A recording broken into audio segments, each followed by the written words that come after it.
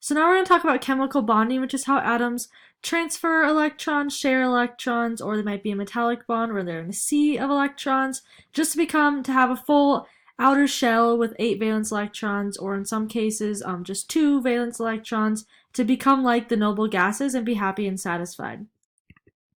So first, valence electrons are the electrons in the outer energy level. These are the electrons used in bonding. The number of valence electrons is the same as the representative group number, which we've already talked about, which is your group A element. So for example, group 3A has 3 valence electrons. We're going by the American numbering system. You can see your number of valence electrons.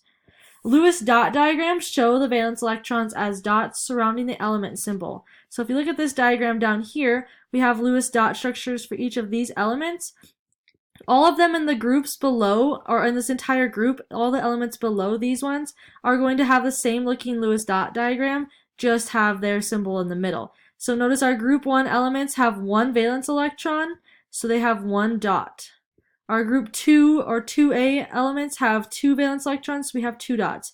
And they also like to make the Lewis dot diagrams as symmetrical as possible.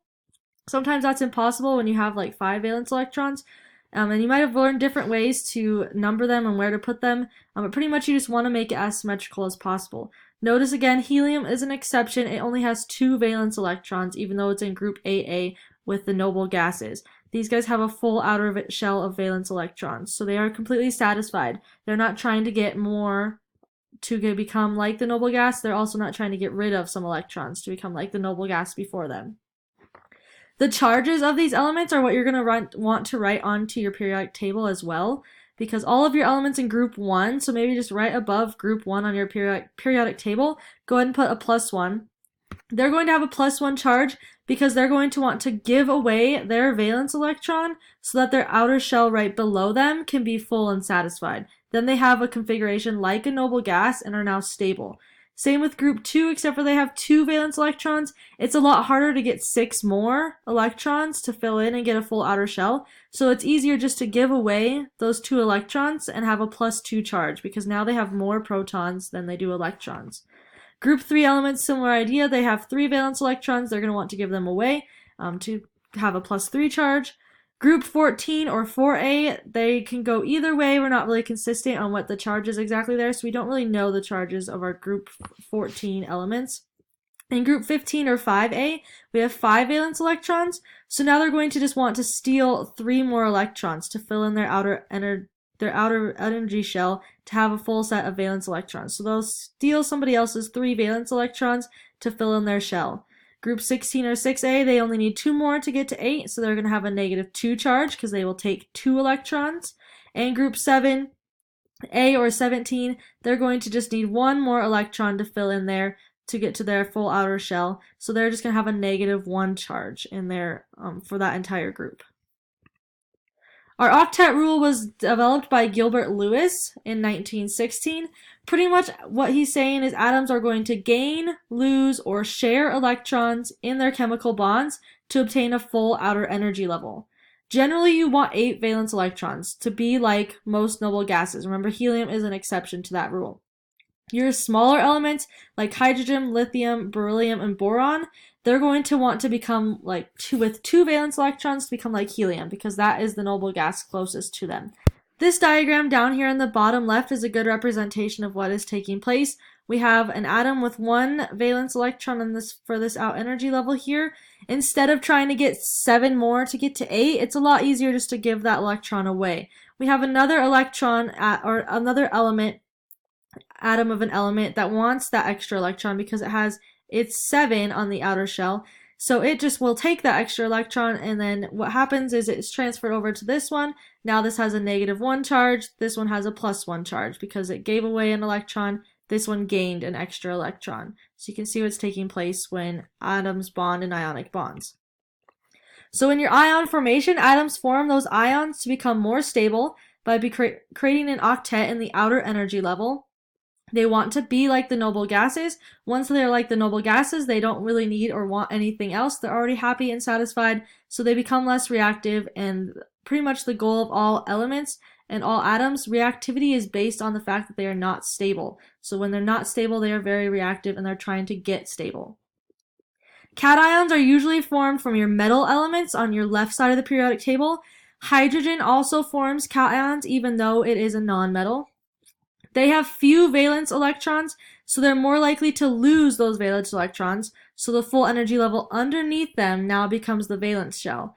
They form those positive ions called cations. Remember the difference between them? Cats have pos, cations are positive.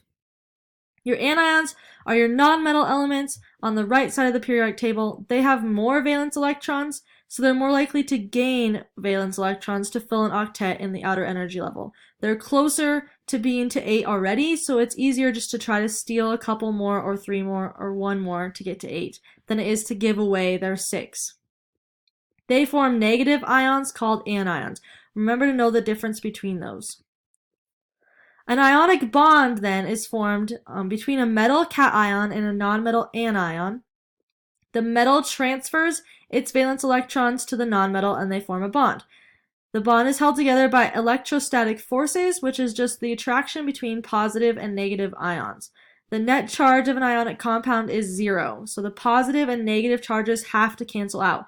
If you have an ionic compound who wants to get rid of 2 elements or 2 electrons, like your group 2 elements, it's going to have to bond to something that wants 2 electrons, or find 2 chlorine atoms, for example, that want 1 electron. So you have to have a total overall net charge of 0. They have to have their charges balanced out.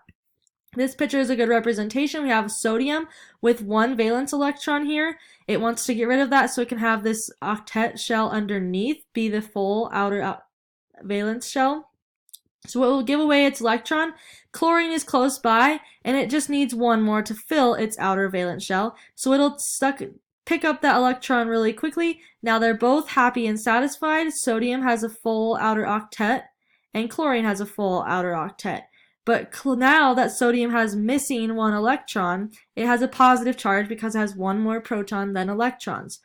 Chlorine now has a negative charge because it gained an extra electron, so it has 1 more electron than protons, so it has a negative charge.